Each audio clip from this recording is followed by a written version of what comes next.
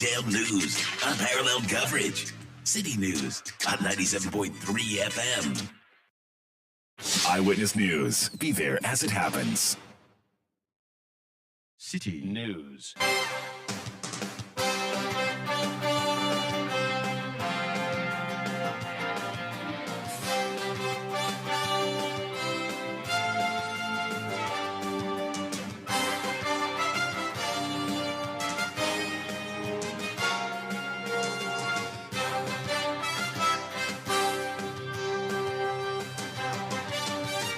It's 17:30 GMT. This is Eyewitness News on 97.3 City FM. I am Umaru Sanda Amadu. Tonight I'm here with Eno Safo. And coming up over the next 90 minutes.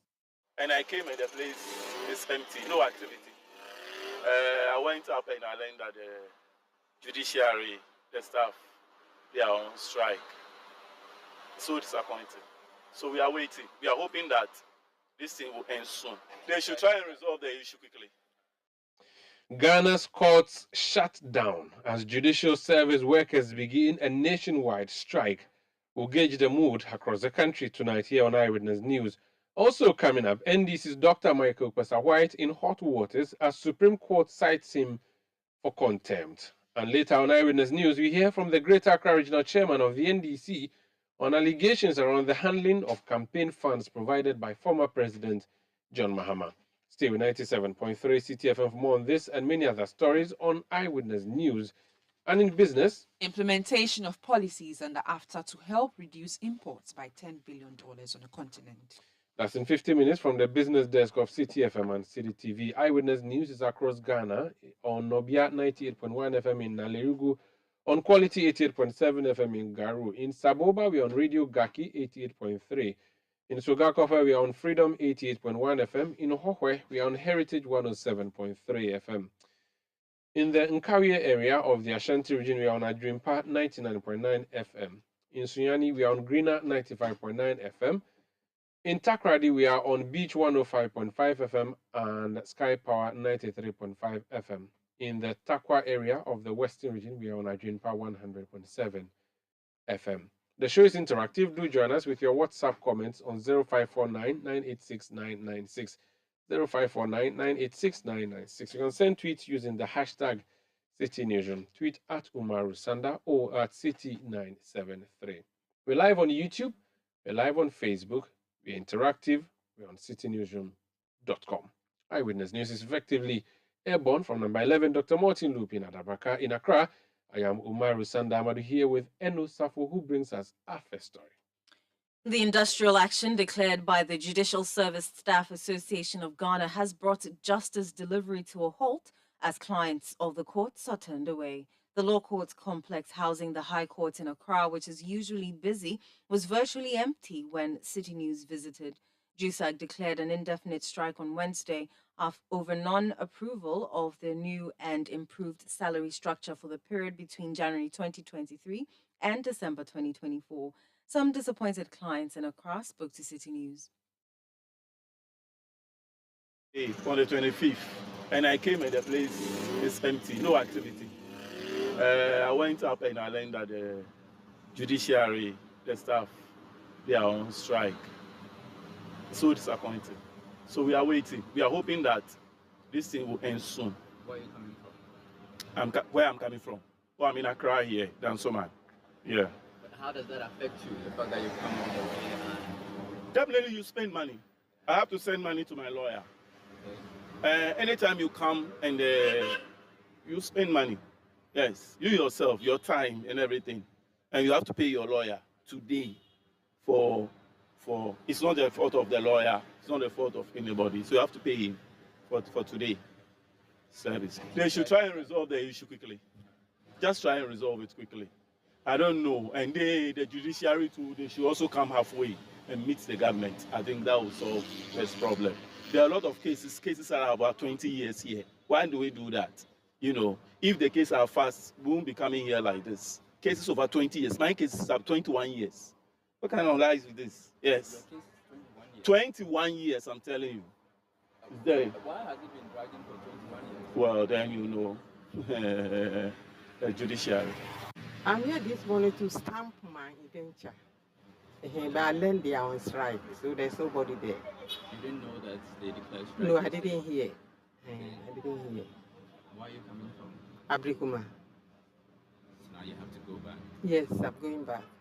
How do you feel? I mean, having... I feel embarrassed. Because I don't know when they will come back to. I was asking when they will come back to. Nobody knows when they will come back. So as it is, I don't know when I will come back again. So I have to go and wait till hearts of people, when they have come back, then I come back again. Those were some disappointed clients of the court. That's in Accra. Let's go to the Ashanti regional capital, Kumasi. Hafiz Tijani has been out and about. Hafiz, which courts did you go to? What did you see? So the Kumasi Court Complex comprises the High Court, the Circuit Court, and the Magistrate Court. So that place is one of the busiest court complex in the Ashanti region, and people come from far and near.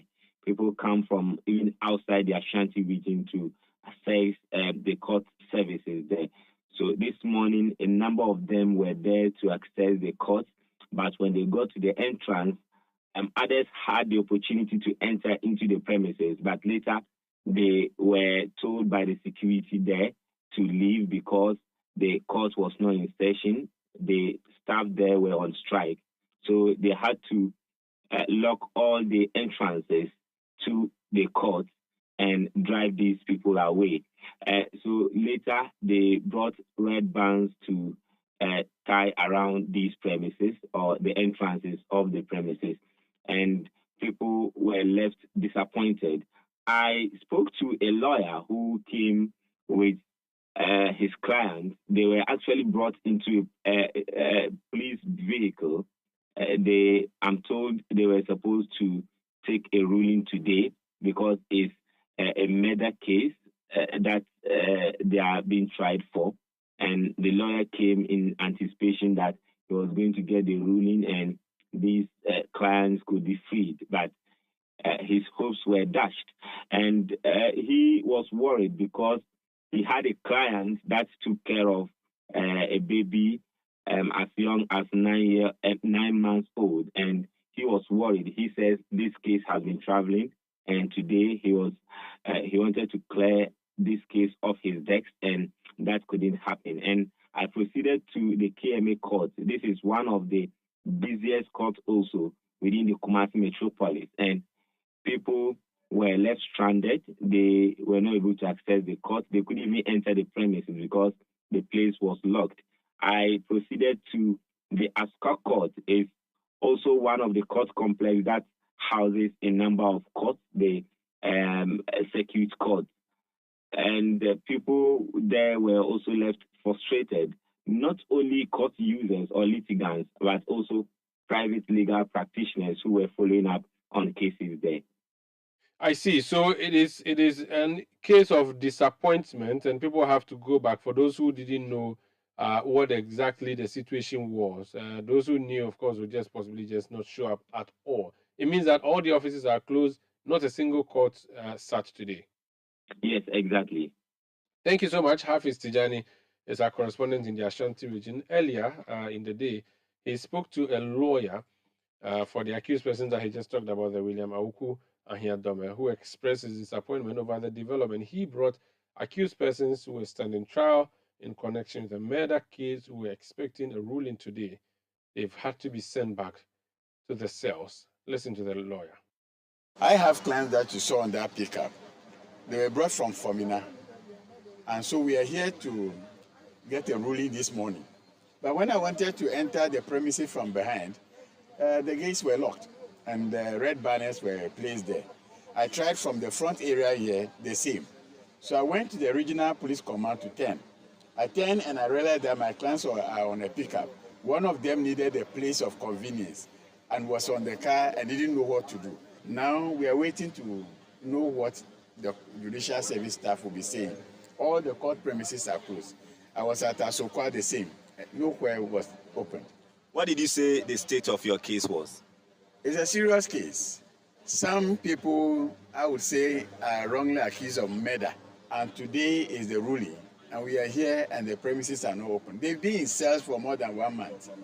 And they are going back to cells because they cannot open the premises for the court to sit, even though we know that they are innocent. The ruling is what can free them for them to go home to their children. You look disappointed. So disappointed. Lawyers are not supposed to put into their lives some emotions, but it's heart-rending to have your client going back to prison when probably the ruling would have favored your client this morning. These are parents of children, some as young as 9 months old, left with other relatives, and they are expecting their possible freedom this morning, but they are going back to cells because the judicial staff are not working. They may have good case, so the leadership should sit down with them so that this matter is resolved. So that's a lawyer in the Ashanti region, William Auku Ahiadome, who was speaking to our correspondent Hafiz Tijani in reaction to the strike by the judicial service staff. He had come in with clients, hoping that there will be a decision by the court on his clients who are standing trial for murder.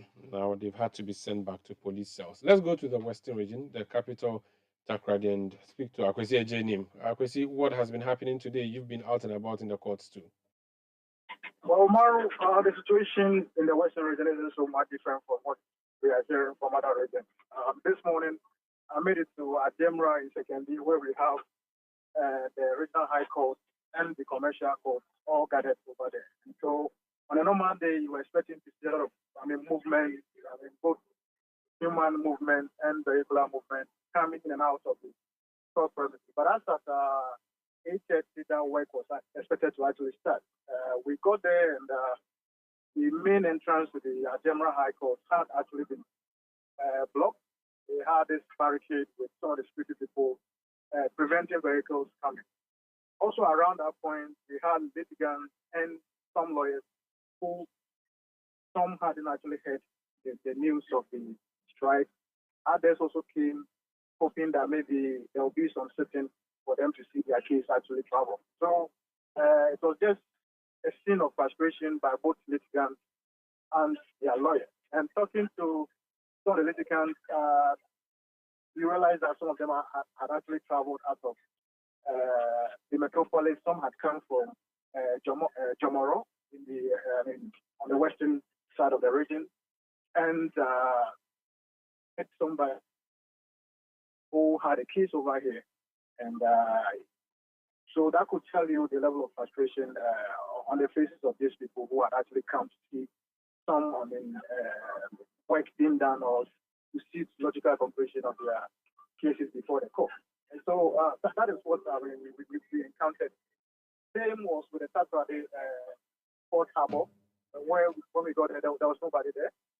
All the doors had been put on lock, and then we had this red bands hanging all over the place. I managed to get in touch with the original chairman for the USAC, one Mr. Rafael Bibado, who told me that they are there going around making sure that their members are adhering to the instruction for them to be on strike. And so they were there to make sure that is done. And the message from them is that they are going to stand by their decision to go on this strike until the government actually come clean with whatever demands that they are making. What that means that nobody was able to enter any of the courts. So you can't even enter the court premises to transact any business because there will be nothing happening. The people who are preventing them from entering, are they police or the members of the judicial service who are security men at the courts? These are the security people who also happen to be members of the judicial service. Association of Ghana. In fact, they told me that they've been instructed by their leadership to come and ensure that they provide security on the premises, even though the rooms have been, the courtrooms have been locked. So they were actually there to protect property over there at the court premises, and they had actually raised this barricade right at the entrance of the court premises. Thank you so much for speaking to us. That's our correspondent in the Western region, Akwesi Ejenim. He's just updating us on what the situation with the strike was in the Western region. So we've heard from Accra.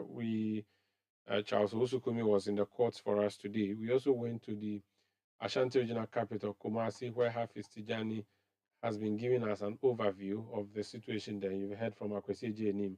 It's because the Judicial Service Staff Association of Ghana called a strike from yesterday, which strike is biting hard. We have more on that when we come back. Please stay. Eyewitness News. Be there as it happens. You know, Papa, see that? And it's rickety car. Hey, Papa! Bobo, so how's your engine now? It is half man, half amazing. Thanks to Quartz and you can feel better energy. Can't touch this.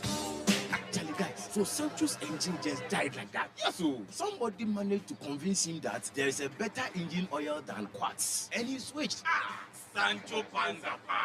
Now, which engine oil can be better than Quartz? No other, my guy. Quartz with its age-resistant technology, it keeps your engine younger for longer. Now you know. Have you guys seen the new bottle design? It's superb. Quartz 9000 from Total Energies DA improves fuel efficiency. Why do you think Mr. Mane and Logoso have taken the Quartz Nation movement World Cup like that? Sorry. Chairman. Quartz. Keep your engine younger for longer. Insightful, intriguing, intelligent, and informative. The City Breakfast Show offers an attractive alternative to the noisy mishmash of morning radio. Tune in to the City Breakfast Show for passionate discussions on issues that matter and enjoy interviews where duty bearers and decision makers have their feet held to the fire. The City Breakfast Show airs from 6:30 a.m. to 10 a.m. every Monday to Friday on 97.3 City FM.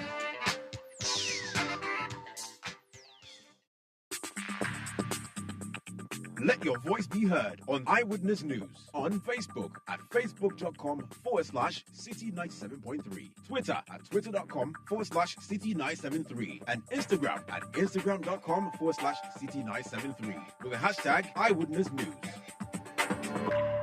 You're welcome back. This is Eyewitness News on 97.3 City FM, broadcasting across Ghana, across the globe on citynewsroom.com. We are also on YouTube. You can log on to CityTube and watch what's happening in the studios here. The big story we are bringing you tonight is the strike by the Judicial Service staff. They called the strike yesterday and they fully implemented it today, and it's biting hard. Let's get an assessment from the striking workers. Abdullah Yakubu is the General Secretary of JUSAG. Abdullah, you're welcome to Eyewitness News. We spoke last night and you said to me and advised all my listeners and everybody else who would be concerned that there's no point going to the court today. Some people may not have heard the news. Some maybe heard, but just thought that you were just joking. They were going to call your bluff. They showed up today.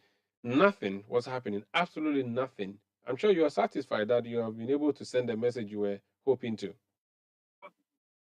Good evening, Umar Rosanda. And good evening to your listeners. Hello, please, are we together? Yes, we are together. So my point is that you have wanted to send a message. It appears you send that message, and the reports you are receiving show that your strike is biting hard, really. Yes, please. You mean you can... Okay, go ahead. We've also done our monitoring, and our members are complying with the strike. Are there areas where any court sat across the country today?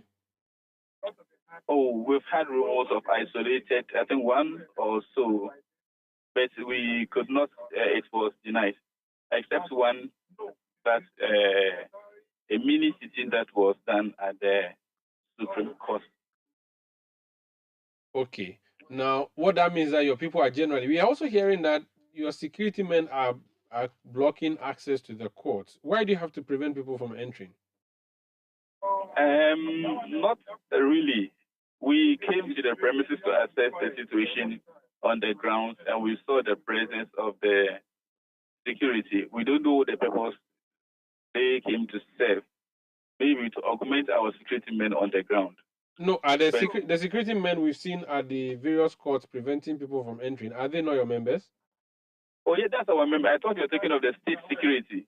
Oh, no, I'm talking about your members. Why? Yes, I that was mean, the instruction. because you are behaving like Konongo Kaya. You said you will not go to work, and you not also let people go to work. Why? No, all our members are not going to work. So if our members are not going, we are on strike. Every member must comply.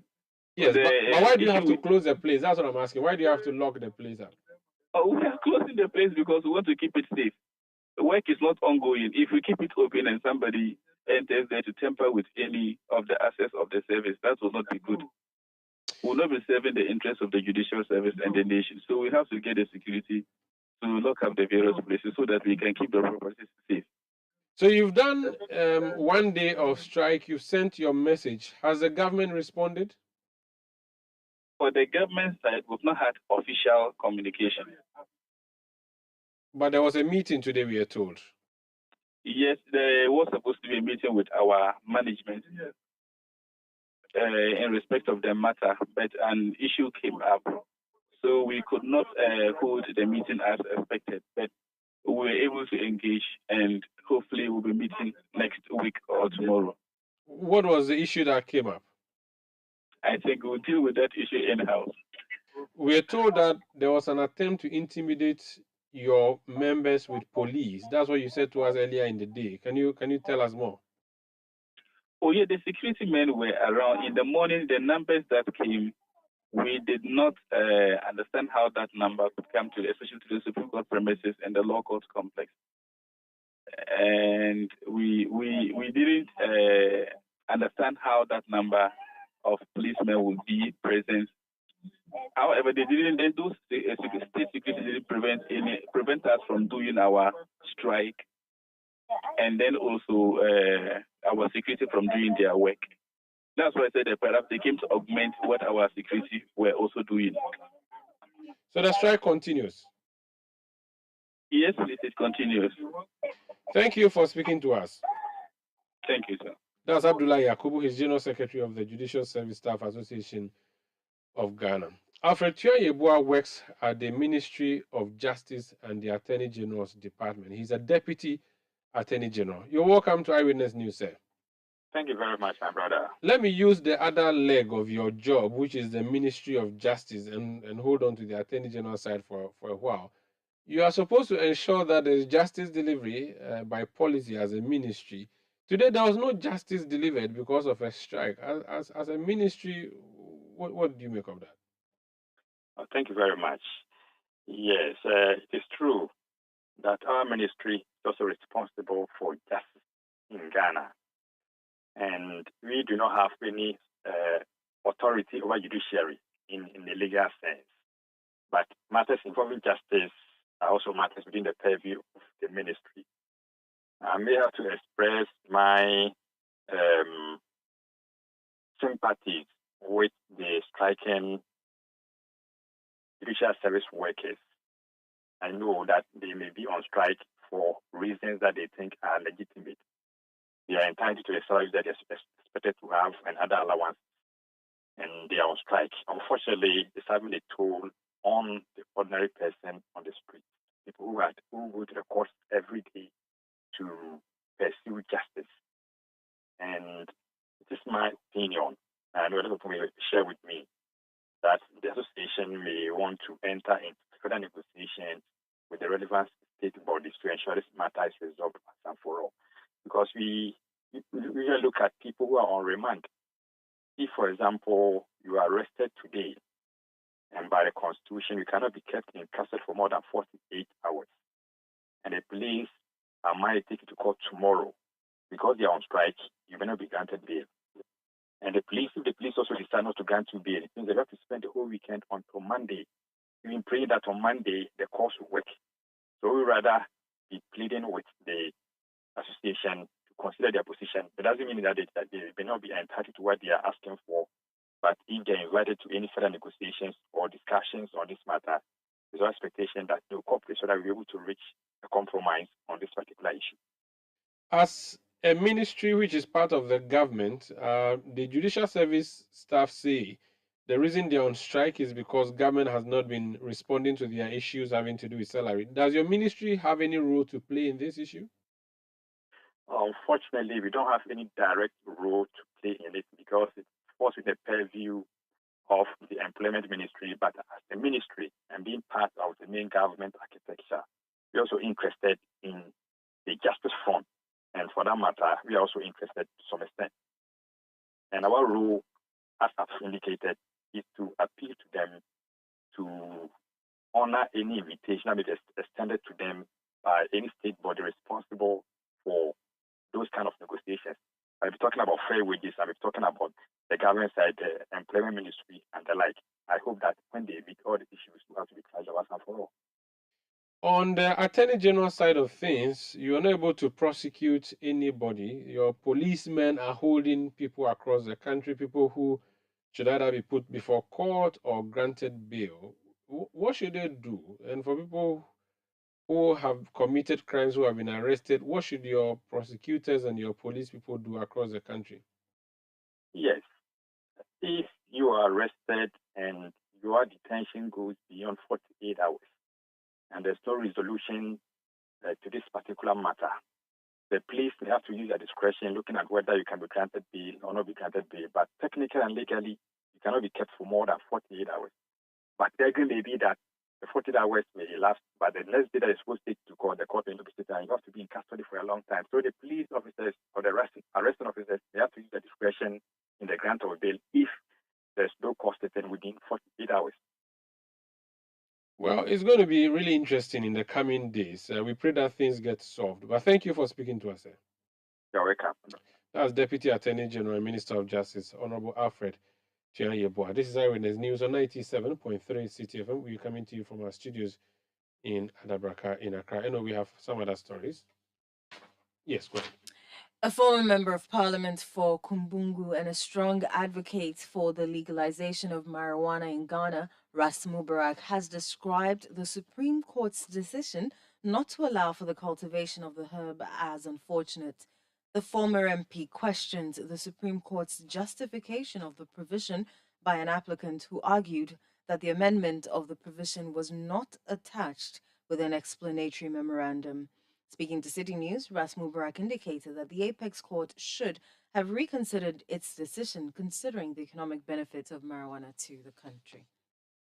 This is Eyewitness News on 97.3 City FM. We are coming to you from our studios in Adabraka, in Accra. We are also around the globe on citynewsroom.com. It's an interactive show. You've been sending your comments through. Let me read some of them that you have been sending through. James Aduboyinla says, the pension of this government leaves much to be desired, and only way you can get their attention is by a decision like the one by the judicial staff. Even the numerous letters and complaints, you refuse to give them a listening ear, hence the strike. Paul Aka Jr. from Ahafomim says the government must try to resolve the grievances of JUSAC before the conditionalities of the IMF begins to bite us hard. Innocent persons must not suffer in police custody because of this strike. Alex Kofi Yarini in Adenta Commandos says, I can now see vibrant judicial leadership acting in the interest of its members. I hope the government will give them a listening ear this time around. This is Eyewitness News on 97.3 City FM. When we come back, Michael Kwesa White is a member of the NDC. He was one of the witnesses for former President John Dramani Mahama in the election petition of 2020. He was in the Supreme Court to help the Supreme Court deliver justice in that matter. But this time around, the Supreme Court wants him because it is believed that he had made some comments that were contemptuous of a case that was ongoing in the court. When we come back, we'll tell you more. Please stay. Eyewitness News. Be there as it happens. The other day, I visited Kweku at his spunky new office to congratulate him on opening his business. And man, was I impressed. The business is just moving quick. The sales, customers, everything is just working seamlessly. The secret? He said, it's MTN Business Broadband. In this fast-paced environment, we need fast and reliable internet to support all business types. No laggy online meetings, great download and upload speeds, impeccable business management systems, all inclusive. I mean, you can have it all. Sharp! I signed on immediately. To enable your business stay ahead and stay connected, make sure you're signed on to the best internet made just for businesses. MTN Business Broadband. Sign up today on broadband.mtn.com.gh and manage your account on my MTN app. Call 0244 308 111 for more information. We are good together everywhere you go.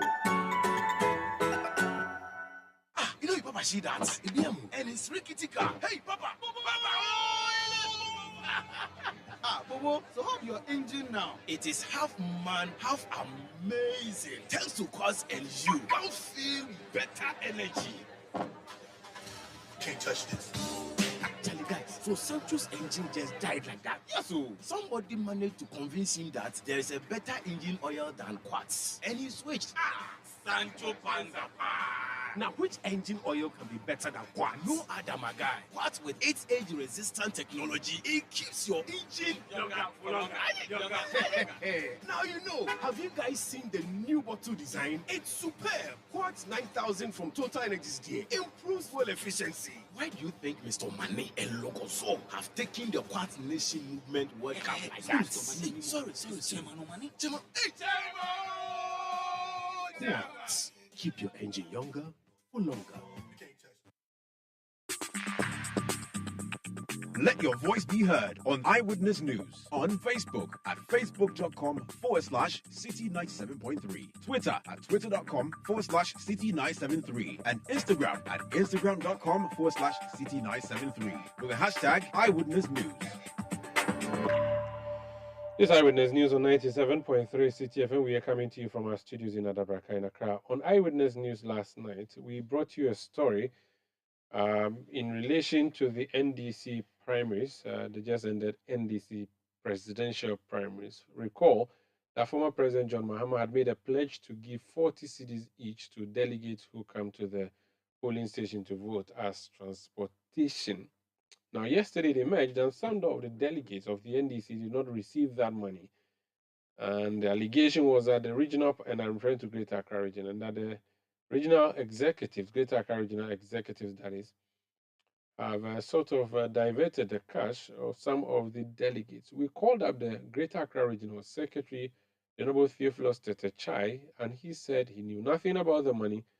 His co-executives did not know anything about the money, and that the money was shipped away by the regional chairman, Honorable Ni Ashimo, to his office where he acted on the money. And so he said, and I'm referring to the regional secretary, their hands are clean and they knew nothing about the money. We called up the Honorable Ashimo. He was not in town yesterday and could not grant us an interview. He said he was going to speak to us today. He has elected someone to speak to us on the issue, and that person is the PRO of the Greater Accra Chairman's Caucus of the NDC. He is the chairman of the NDC in the Yawaso West Wagon constituency, Bismarck Ayite Abobi. He's joined us on the line. Bismarck, you're welcome to Eyewitness News. Thank you, Omaro. Good evening to your listeners and yourself. Good evening. So the campaign cash, no way. Campaign cash in Abuja. The campaign cash where GM transport. Okay, so the money JM gave for your party to give to delegates who show up to vote, the information is that the money didn't reach all the delegates. And when we found out from the region, we were told that the money was given to the regional chairman. He's the one who went to take the money from the bank. And so all questions go to him. He said you should speak for him. What does he know about this issue? Thank you, Omaro. I'm speaking as a constituency chairman and also as somebody who speaks for the constituency chairman in Greater Accra. The answer is very simple to this question you are asking.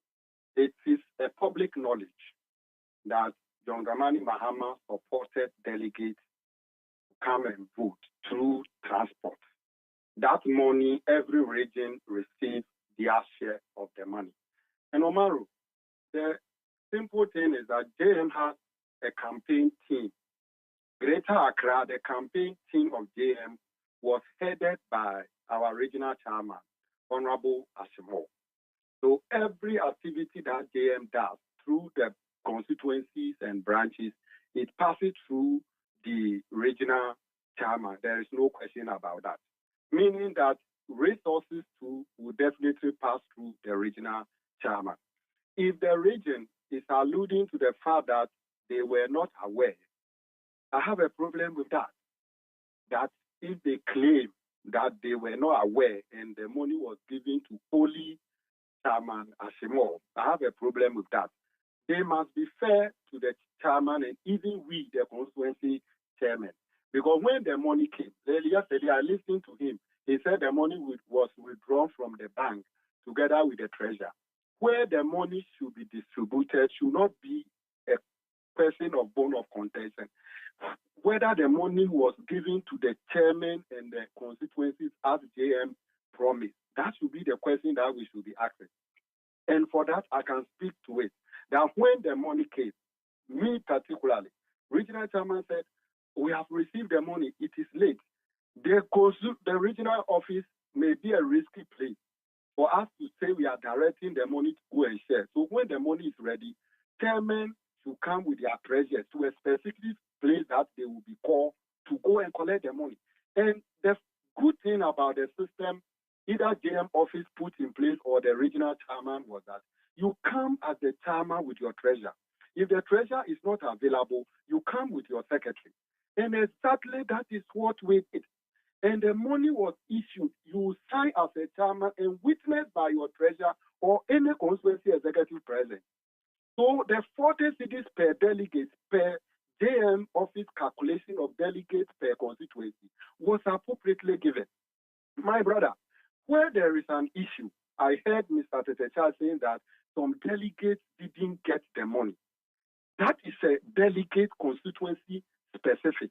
If it is Krowo constituency, then you will say that, okay, Krowo, 5 people didn't get the money. Then, Chairman, what is the problem? It's not that the money was not given to constituencies, but it's because some delegates did not get, and it has got to the attention of the regional executive or the regional secretary. You can specifically find out, but trying to lay blame or trying to paint a picture that you were not aware whether the money came or not and whether the money was given or not, that is not the question. The question is which specific constituency delegates are complaining that they didn't get the money. It is a real situation in operational issues. Somebody may have voted and he may not even know that there's money being given as transport. He may have gone. If he or she shares it and try to get his money, that does not mean somebody has squandered money. I read a news headline from your online portal, and it doesn't speak well of the region, that regional executives are accusing chairman of looting JMT&T money. It's not good. We are a party that people are having that trust in us that we are going to surrender this country, put this country in a good pedestal. These petty things will not happen. Our regional chairman is in charge, and we need to work with him. So if you want to anything, you have to approach him. He's somebody that is fit.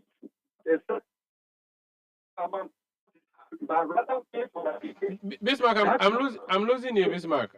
If you're in motion, kindly stop. I'm losing you.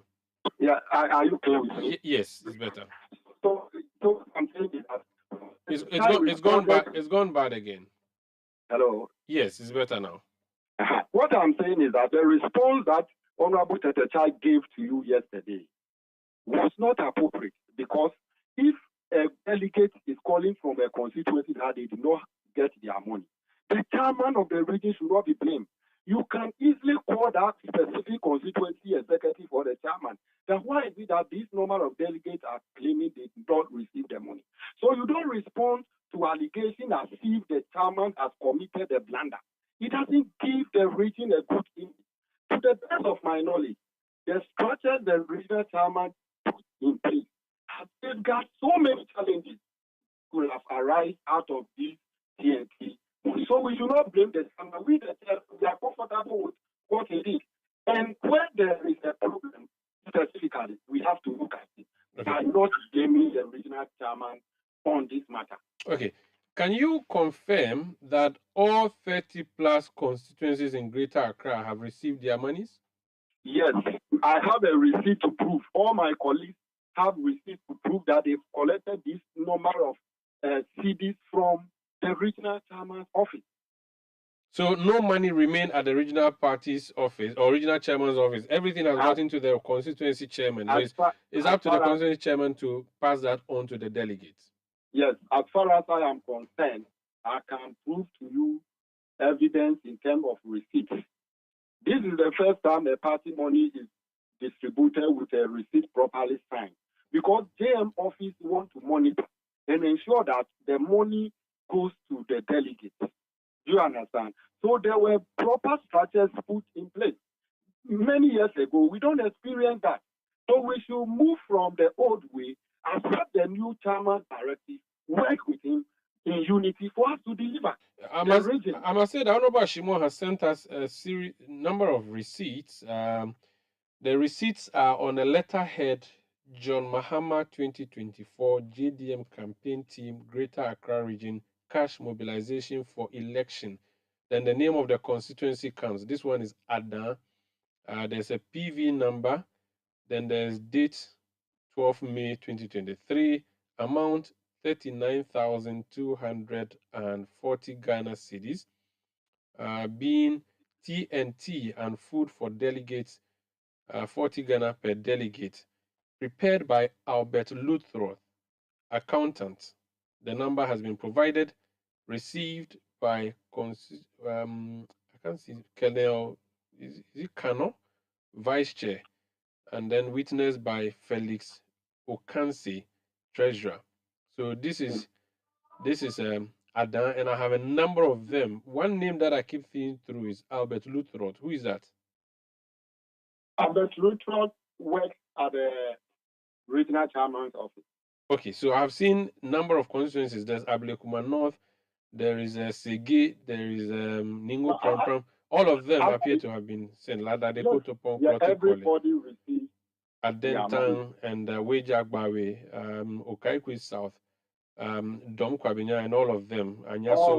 Okay, so this Luthroth person is the one who is distributing the money on behalf of the regional chairman, and then the constituency executives receive the money on their behalf. That's what it means. Frankly speaking, on the day of distribution, when I went there, throughout the time I was there, the regional chairman was there supervising that everything is done. It's not at the blank side of the regional chairman. He really supervised everything. Okay. Do you know whether some constituency chairmen have not been able to distribute this money, for which reason the grumbling is happening? Frankly speaking, all constituency chairmen distributed the money. What I am seeing as a challenge that we normally experience is that somebody may have voted who did not even know such money is being distributed. He may have gone home. Later on, he got to know, he or she got to know. He or she will come back and say, I've not received my money. These are the isolated cases that we can resolve. That if it comes to the attention of the regional executive, it's a matter of calling that particular constituency and say, what happened? This person is complaining. Please, what has taken place? Then they will resolve the problem, and definitely the person will have the money. So it's not there's no cause for alarm to me. Okay. Now, your regional secretary has thrown your regional chairman under the bus. Why do you think this is happening? Is there a problem with how your regional executives are working? I don't see it as a problem. I see it as probably not targeting the right person in terms of communication. If your regional, you have a problem, you don't understand anything, you have your regional chairman's contact. You can easily call the regional chairman and say, Chairman, this is what I'm seeing. Where is the answer? Then as a secretary administratively, you can take the necessary action.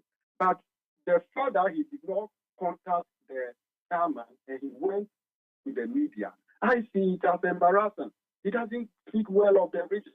This is the region that through the effort of the regional chairman, we were able to become the first region in terms of region that gave John Dramani Mahama the highest vote.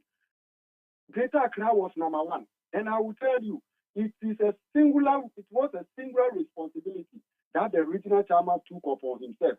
Taking zonal campaign teams, coming to our constituency, preaching and delivering John Mahama at the end of the day. He has done a good job, and all the regional executives, they should be applauding themselves and we are applauding them. Anytime I see them, I congratulated all of them. But the regional chairman is the captain. So if there is something that you don't understand throughout the process, call him. We have meetings, extended meetings. You can lay these things so that that specific constituency will deal with them. So I don't see it as a problem.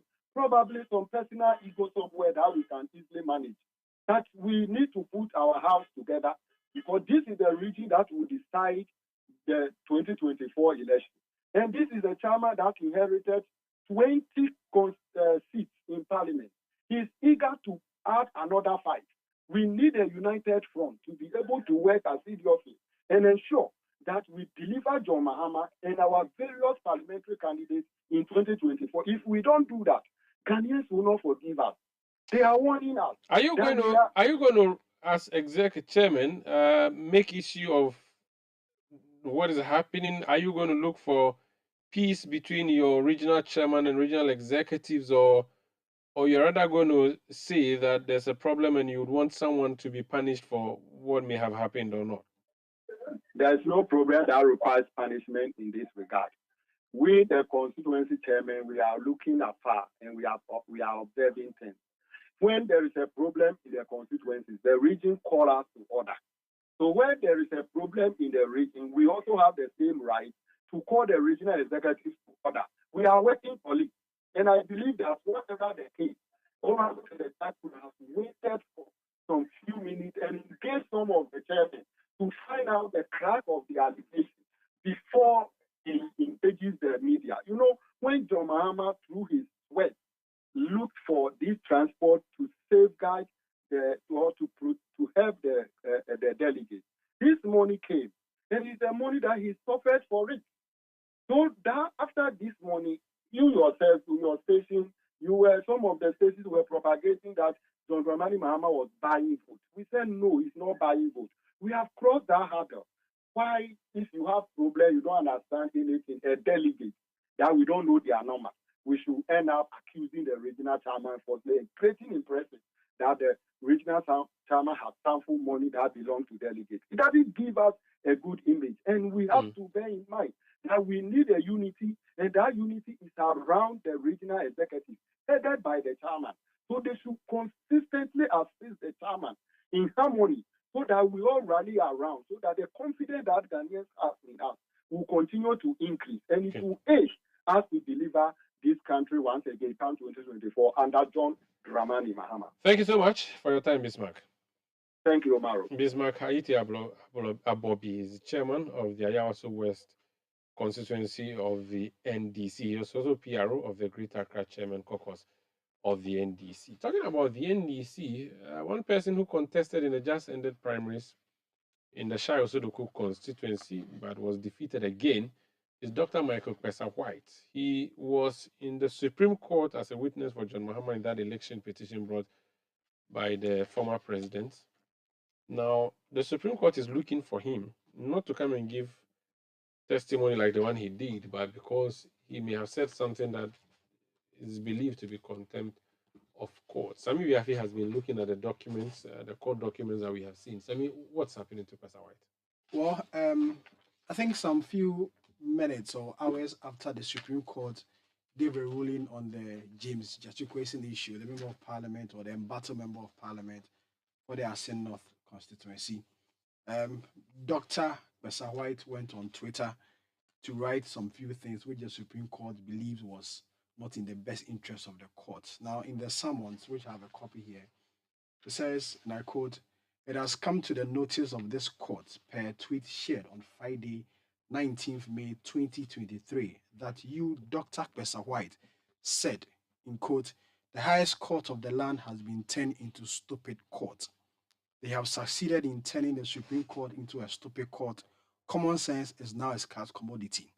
A major element in the death of democracies is partisanship in the delivery of justice. Our judges need lessons on political philosophy and ethics. Time will tell." And then it says, "You, Dr. Pesa White, are hereby ordered to appear before this court on Tuesday, the 30th of May 2023 at 9:30 a.m. in the forenoon or soon afterwards as you can be heard to showcase why you should not be cited for contempt of court. For one, scandalizing the Supreme Court. Two, bringing into ridicule the dignity and respect and the stature of the Supreme Court and inciting prejudice against the Supreme Court. So this was a summon the Supreme Court has given to Mesa or Dr. Pesa White over this particular tweet. Now, hours after this, he came to apologize. Before the apology, so there was something attached to this. It's a publication with comments. So there's a Ghana Web publication. So yes, that has been attached to the writ, and with comments of people, comments that people were making on that publication. Now he has come to respond to these summons even before going to the court. What is he saying in his apology? Well, he says, and I quote, "I sent out a tweet on the 19th of May 2023 at 9:59 a.m. that shared my reflection on insight from a book by David A. Kaplan, 2018, The Most Dangerous Branch Inside the Supreme Court Assault on the Constitution, and recent attempt by some Democrats in the U.S. to increase the number of justices of the apex court from 9 to 13. I have observed that Ghana Web and other media publications sought to associate my tweet with the decision of the Supreme Court in the Asin North matter as stated on the face of the summons to show cause. But honestly, at the time of my tweet, I had no knowledge of the Supreme Court decision as at 9:59 a.m. when I did the tweet." It continued, "The said tweet has resulted in the invocation of the powers of the apex court of our country for me to appear and show cause because the tweet has scandalized the Supreme Court of our land and has brought the dignity of the court into disrepute. Sincerely, the tweet was not done with the intent to scandalize or denigrate the institutions such as the Supreme Court of Ghana, for which I have tremendous amount of respect and admiration. These are consequences I never intended, although I do accept responsibility that I could have exercised better judgment in my choice of words." Continued, "Please permit me to state that I have no reason to slander our Supreme Court, and I hereby sincerely apologize unreservedly for any pain and discomfort my tweet may have caused the Chief Justice, the Supreme Court, and the entire judiciary. I hereby retract the tweet in question accordingly. The tweet has been deleted completely, and I pray for forgiveness. Thank you, Dr. Michael Pesa White." Thank you so much, Sami Yafi, there, helping us understand the story around Dr. Michael Pesa White. Has been dragged by the Supreme Court to come and answer why action should not be taken against him in a tweet that he posted, which is deemed contemptuous of the work of the Supreme Court of the land. He has apologized and deleted the tweet and explained what he wrote. This is Eyewitness News on 97.3 CTFM. We'll make way now for business news with Neti. When we come back, there will be no point blank tonight because there's a big game. Manchester United, my Manchester United, is at Old Trafford hosting Chelsea, in the EPL. And Pichichi, that's Fuchu Mansu, and the sports team of CTFM and City TV will be here to bring you pre-match analysis and the post-match analysis. Stay with us. Eyewitness News. Be there as it happens. For Pepsodent, smiles are one of the most important things we have. The problem is, globally, 1 in 2 children suffer from cavities. Pepsodent, with maximum cavity protection, helps to prevent the formation of cavities. Pepsodent, because every smile matters. This advertisement has been vetted and approved by the FDA.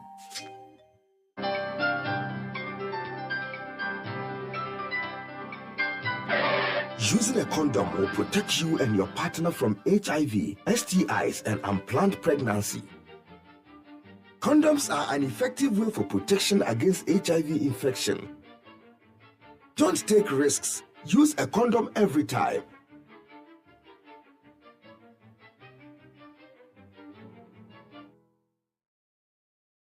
Always come prepared.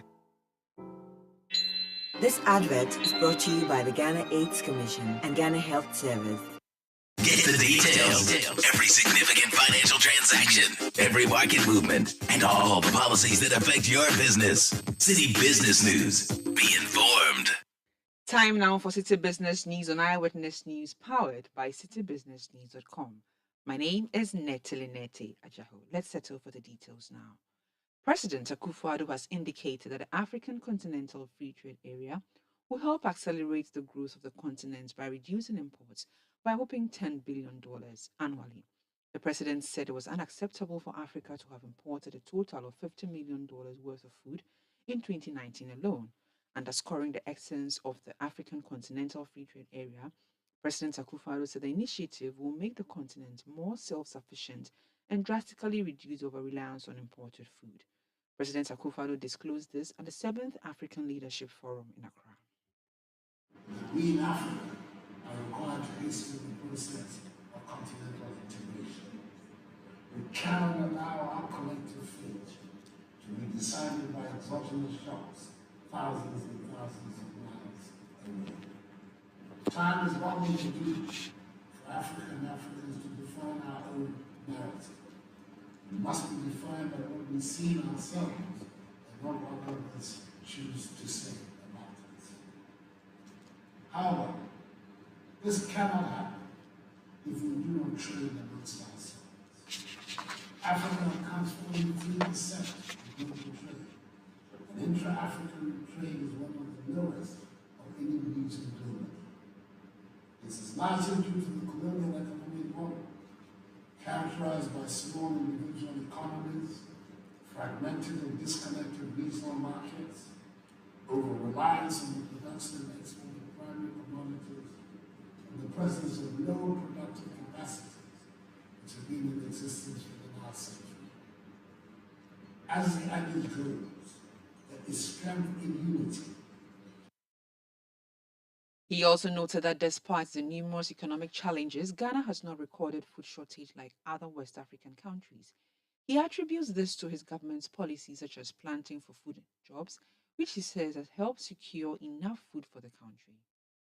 The subsidies have to come from public resources, and that is this whole program we have called the Planting for Food and Jobs, where we have subsidized our smallholder farmers, because Ghanaian agriculture, like agriculture in many parts of the continent, is essentially smallholder farmers. We don't have huge plantations here, etc. Is to have finance, provided subsidies for the imports, seedlings, fertilizer. That has been the pattern of our government, and it has yielded some positive results. There are two ways about it. We have seen that even during this difficult time in the COVID thing, the supply of foodstuffs to the markets, the availability of foodstuffs in the Ghanaian market has not been an issue. It isn't as if in this period of difficulty, we have also witnessed shortages of foods, etc. On the contrary, access to foods has been one of the more robust responses that our economy has had. And it's largely because the system that we had to put in place has been relatively successful. But clearly, there is a limit to how far we can go down that road of public subsidy for agriculture. And we need to look very, very seriously at how we can develop another financial ecosystem that will enable resources to be channeled into the financing of agribusiness. President Akufo-Addo speaking there. The Ghana Standards Authority is urging traders to adhere strictly to guidelines stipulated by law to offer competitive markets devoid of substandard electrical products and cables. The authority explains this move will not only safeguard the interests of consumers, but also ensure lives and properties are protected. These comments were made by the Director General of the Ghana Standards Authority, Professor Alex Dodu, at the Surveillance and Enforcement Forum in Accra. Unfortunately, the law is clear. If your product is bad, we have to give you 2 weeks to clean it up. If not, we destroy it. So even the law is human, it's using compassion. However, quite a lot of the products we have seen, if we give you 100 years, there's nothing you can do apart from recycling. And then we have to recycle and apply penalties. very, very stiff penalties. The reason is that the law wants to make a difference between a manufacturing defect, which can be corrected, to deliberate attempts to supply products which don't meet any standards to the people of Ghana and to people shopping in Ghana. My appeal is that let us all look at each other in the eye and say we want to fix an area of business which can be very good for everybody who is doing legitimate business. Making good profits is good for the economy. So once, whether locally manufactured or imported, for you to make a lot of money and to export and to do everything. Our job is to make sure your business is good, whether you are importing or you are locally manufacturing. But to do that, you must play by the rules. That was the Director General of the Ghana Standards Authority, Professor Alex Jodu. Still on standards, traders have been advised not to shortchange consumers by embracing standardized measurements in the markets. The Ghana Standards Authority, which is encouraging the traders, says this is to ensure trade facilitation and guarantee the protection of both consumers and traders. John Opoku Dankwa is the acting head of scientific metrology at the Ghana Standards Authority. He's been speaking to City Business News. This exercise is to see to the accuracy and reliability of the measurements that they are doing. So we are doing a free verification exercise for them, basically to encourage them to have their skills verified. Because at the end of the day, accurate measurements will promote fair trade practices. When you sell according to weight and measures, you will not make losses, because you know how much you bought it, the kilos you bought it, and then based on that, you stagger it and sell according to that. It also helps people get value for money. When I'm coming to buy my meat, and then I tell you I'm buying 1 kilo, and then you weigh, and the scale is actually 1 kilo, I get value for money. When your scale is also giving more than expected, I want 1 kilo, and then your scale is giving me, let's say, 1.2, 1.5 kilos, you are also losing. So it's an exercise to help them maximize their profit or make their profit margins, as well as not shortchange the customer. So basically, it is to ensure fair trade practices. That was the acting head of scientific metrology at the Ghana Standards Authority, John Opoku Dankwa. He spoke to City Business News after a sensitization exercise at some markets here in Accra.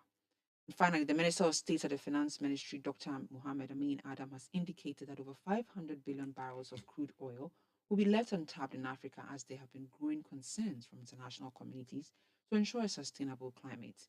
This development, he believes, will mitigate the growth of the African continent, as he explains that about 50% of the region's revenue is generated from the oil exploration industry. He is thus calling for a careful and environmentally friendly technology in the extraction of the continent's oil reserve to bolster economic growth. As far as the climate and finance is concerned, I just want to remind all of us that 50% of revenue to many African countries come from oil exports. Okay, so if we respond quickly to what the heavily polluting countries are asking us to do, that means we'll be losing substantial source of revenue to finance our development. We need to think about that. Secondly, it is also important to note that an estimated 500 billion barrels of crude oil will be stranded in the ground in Africa if we succumb to those calls. And we can exploit these resources in an environmentally friendly manner. There is technology and emerging technology that should allow us to exploit these resources to finance our development without causing damage to the environment. Norway is already doing something in that respect. We can also do that. That was the Minister of State at the Finance Ministry, Dr. Mohammed Amin Adam. And that's all for City Business News. On Eyewitness News, it was powered by your most comprehensive business website, citybusinessnews.com. My name is Netalinete Ajaho. Have a good evening. City News. We speak first. Reach our hotline on 0302-224959 and get interactive on Facebook, City 97.3 FM, and on Twitter at